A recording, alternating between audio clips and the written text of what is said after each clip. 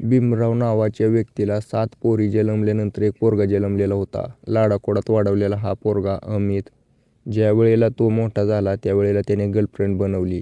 Girlfriend बनवल्यानंतर आता जे करायचं होतं ते करायचं म्हणून तो त्याच्या गर्लफ्रेंडला भेटायला गेला रात्रीचे 11-12 वाजता एका मित्राला घेऊन. ज्यावेळेला तो गर्लफ्रेंडपाशी गेला, गर्लफ्रेंडने लघवी केली आणि म्हणली की ही पी. तो त्याला नकार देत होता. त्याच्यानंतर जे घडलं त्या रूममध्ये ते आज घटना सोशल मीडियावरती व्हायरल आहे. त्याच्यासोबत नेमकं काय घडलं जेणेकरून ज्या बहिणी होत्या त्यांना आता राखी बांधण्यासाठी भावच शिल्लक राहिलेला नाही. पूर्ण स्टोरी सांगतो, व्हिडिओ शेवटपर्यंत नक्की बघा. नमस्कार मित्रांनो, या घटनेची सुरुवात 2001 पासून होते. 2001मध्ये अमित नावाचा एक पोरगा जन्माला येतो. आता 7 पोरी जन्मल्यानंतर अमित नावाचा पोरगा जन्माला आल्यामुळे बाप खुश होता, आनंदी होता, त्याची आई आनंदी होती. सगळ्या गावामध्ये साखर वाटण्यात आली. खूप आनंद झालेला होता भीमरावला. याच आनंदामध्ये त्याने पोराला चांगल्या प्रकारे सांभाळलं. पोरगा आता जसा जसा मोठा होत होता तसं तसं तो बिघडत चाललेला होता. कारण एकटा असल्यामुळं 7 बहिणींचा लाड, बापाचा लाड, आईचा लाड, नातेवाईकांचा लाड, अशा प्रकारे तो बिघडत चाललेला होता. पण कोणी लक्ष दिलं नाही. त्यावेळेला त्याचा चुलता म्हणतो की तू इथं राहून काय उपयोग नाही. मी ज्या ठिकाणी काम करतो त्या ठिकाणी एक शाळा आहे, त्या ठिकाणी चल तू, त्या ठिकाणी जाऊन शाळा शिक. आता भीमरावला त्याचं बरोबर वाटतं त्याच्या भावाचं बोलणं. कारण पोरगं इथं राहून लाडानं बिघडून जाईल, त्याचं पुढचं आयुष्य खराब होईल म्हणून तो त्याला घेऊन जा म्हणतो. भीमरावचा भाऊ त्याला घेऊन जातो पुतण्याला. त्या ठिकाणी शाळेला वगैरे पाठवून देतो. शाळा शिकाय चालू होतो. चांगल्या प्रकारे अमित शाळा शिकत होता. 12वी झाल्यानंतर आता ग्रॅज्युएशनसाठी ॲडमिशन घेतलं होतं.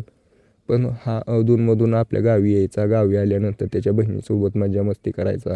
अमितचे काही मित्र पण बनले होते गावामध्ये, त्यांच्यासोबत ही मजा मस्ती करायचा. पण अमित ज्या वेळेला पण एकटा असायचा, ज्या वेळेला गावामध्ये फेरफटका मारायचा, त्यावेळेला शीतल नावाची एक पोरगी त्याला कायम दिसायची. शेजारीच राहायला होती थोड्या अंतरावरती. दिसायला सुंदर असलेली, 13वीमध्ये शिकत असलेली ही पोरगी. ज्यावेळेला पण हा अमित कधी तळ्यावरती जायचा त्यावेळेला दिसायची, रानात जायचा त्यावेळेला दिसायची. आता ही एवढ्या वेळा दिसली होती की मनातल्या मनात या अमितच्या तिच्याबद्दल प्रेम जागृत झालं होतं. त्याने विचार केला की हिला माझ्या मनातलं बोलूनच टाकायचं. असंच एक दिवशी शेजारी लग्न असताना हळदीचा कार्यक्रम चालू होता. अमित बघतो की ही शीतल नावाची पोरगी तिथं आलेली आहे. त्यावेळेला एकट्यात बघून तिला तो बोलून टाकतो की म्हणतो माझं तुझ्यावरती प्रेम आहे आणि मला तुझ्यासोबत लग्न करायचं आहे. आता हा जरा बऱ्या घरचा होता त्यामुळे शीतल त्याला म्हणते बरं असं का. तो म्हणतो हो माझं तुझ्यावरती प्रेम आहे. पण शीतल म्हणते मी आता काय सांगू शकत नाही, तुझा नंबर दे, मी घरी गेल्यावर तुझ्याशी बोलते. अमित तिला नंबर लिहून देतो कागदावरती. घरी जाते शीतल. घरी गेल्यानंतर तिच्या आईच्या मोबाईलवरून याला फोन करते.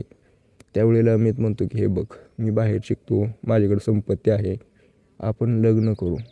शीतल म्हणते लग्नाचं तर आता काय लगेच सांगू शकत नाही, पण तू शाळा शिक नक्की, पण मी तुझ्याशी कॉन्टॅक्टमध्ये नक्की राहील. अमित म्हणतो मग तू कॉन्टॅक्टमध्ये राहशील पण माझ्यावरती प्रेम करते का नाही. शीतल म्हणते की ठीक आहे, बघून विचार करून सांगते. दोघांमध्ये बोलणं चालणं चालूच होतं. पण हळूहळू पुढे चालून शीतल पण त्याला होकार देते. दोघांमध्ये आता मिळणं भेटणं चालूच होतं. काही दिवसानंतर अमित पुन्हा गावाकडे आला होता. त्यावेळेला शीतल आणि या अमितमध्ये ते संबंध बनले, नाते बनले. आता या दोघांमध्ये नातं बनलं होतं त्यामुळे यांचं प्रेम अजूनच घट्ट झालेलं होतं. ज्या वेळेला पण अमित गावात यायचा शाळेवरून त्यावेळेला हा तिच्यासोबत भेटायचा, बोलायचा, संबंध बनवायचा. याची कानोखान कोणालाही खबर नव्हती. ज्या वेळेला पण अमित त्याच्या त्या शाळेवरती असायचा त्यावेळेला ही शीतल त्याच्यासोबत जायची, त्याला भेटायला जायची. अमित इकडं आला की त्याला चांगलं चांगलं जेवण बनवून द्यायची. हा असा सिलसिला चालूच होता. पण एक दिवशी अमित कॉलेजवरून आला. तिला भेटण्यासाठी आला होता. भेटण्यासाठी आल्यानंतर रात्रीचे 11-12 वाजलेले असतील. त्याच्या लपत लपत शीतलच्या रूममध्ये गेला. त्याला जे करायचं होतं ते केलं. पण निघताना नेमकंच या शीतलच्या आईनं बघितलं. आरडाओरडा केला. तो तिथून तर पळून गेला. पण तिच्या घरचे सगळे जागे झाले होते. सगळ्यांचे कान खडे झाले. आता यांच्यामध्ये चर्चा झाली, पोरगी मोठी झाली, हिचं लग्न लावून द्यावं. असा विचार करून आता शीतलसाठी स्थळ बघायला चालू केलं. शीतल नकार देत होती, मला नाही करायचं म्हणायची. पण घरच्यांपुढे काय चालतंय. रवी नावाच्या एका पोरासोबत तिचं लग्न लावून देण्यात आलं. रवी थोडा दूर राहत होता. गावापासून एक 10-15 किलोमीटर दूरवरती असायचा. शीतलने नाईलाजपणे लग्न तर केलं त्याच्यासोबत. शीतल तिथं गेली, राहिली. आता तो तिच्यासोबत जे करायचं ते करायचा. हिची मर्जी असो नसो, ते करायचं ते करायचाच रवी. दुसरीकडे हा अमित, त्याचं आता शाळेमध्ये मन लागत नव्हतं ना कशात मन लागत नव्हतं. पण या दोघांमध्ये फोनवरती कॉन्टॅक्ट होतं. ती म्हणायची, मला तुझ्याशिवाय राहत नाही. दोघांमध्ये जे काय प्रेमीमध्ये गप्पा चालतात तशा गप्पा चालत होत्या. शीतल म्हणली, तू भेटायला ये. हा जो अमित आहे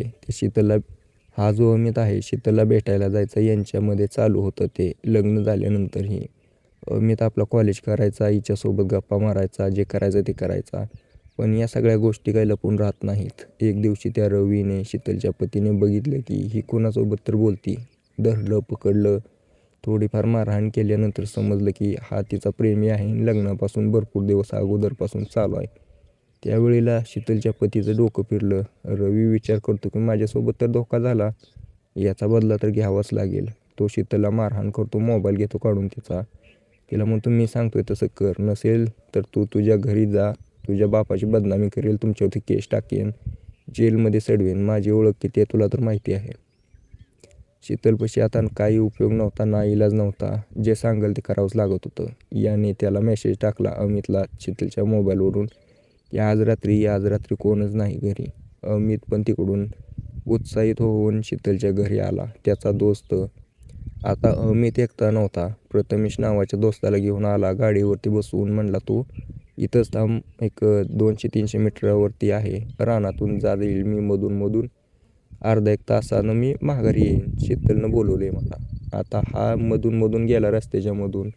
त्या ठिकाणी पोहोचल्यानंतर बघतो तर काय, शीतल एकटी नव्हती. तिचा पती, त्याची सासू, त्या सासूची पोरगी, अशा प्रकारचे तिथं 4-5 जण बसलेले होते. आता या 4-5 जणांनी याला पकडलं अमितला. आता हा जो प्रथमेश होता त्याची वाट बघत बसला. अर्धा तास झाला, 1 तास झाला, रात्रीचे 2 वाजले, 3 वाजले, तरी हा अमित काय माघारी याची नावच घेईना. फोन लावून बघितला, फोन बंद.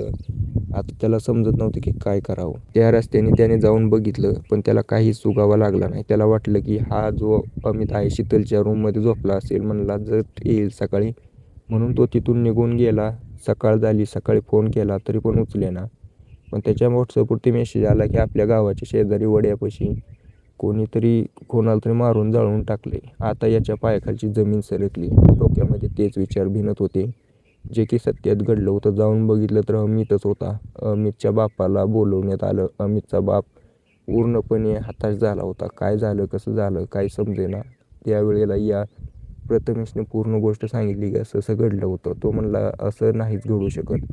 प्रथमेश म्हणला, असंच घडलं होतं, आता विश्वास तर ठेवावाच लागेल.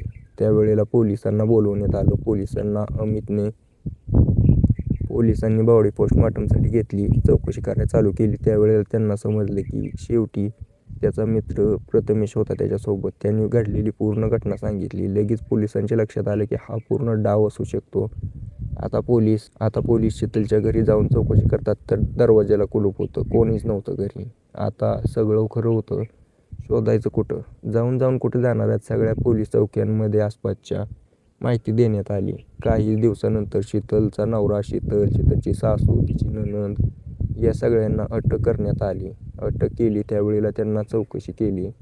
त्यावेळेला त्यांनी पूर्ण घटना सांगितली. तर विषय असा झाला होता की जो शीतलचा नवरा होता त्याने पकडल्यानंतर भेटाय बोलवलं. तो त्या ठिकाणी आला अमित आल्यानंतर तो घाबरला. त्याने बघितलं की सगळं कुटुंब इथंच आहे. तिच्या सासूने दरवाजा लावला, नंदनने अमितचा हात पकडला आणि जो रवी होता त्याने त्याला मारहाण चालू केली. मारहाण झाल्यानंतर शीतलला लघवी करायला लावली आणि याला पाजायला लावली. आता हे सगळं करून पण त्यांचं मन भरलं नाही. त्यांनी याला भरपूर मारहाण करून मेल्यानंतर ज्या वेळेला याने त्याचा प्राण सोडले त्यावेळेला त्याला एका चादरीत लपटून वड्याच्या कडेला नेऊन फेकून दिलं. पेट्रोल टाकून आग लावली आणि तिथून निघून गेले. आणि ही पूर्ण घटना सकाळी उघडकीस आली गुरं हिंडवा जाणाऱ्या व्यक्तीला दिसल्यानंतर. अशा प्रकारे ही घडलेली पूर्ण घटना ज्या वेळेला त्या अमितच्या 7 बहिणींना समजलं त्या ठिकाणी आल्या. आता 7 बहिणींना एकलौता भाऊ होता. राखी बांधायसाठी सुद्धा कोणी राहिलं नाही.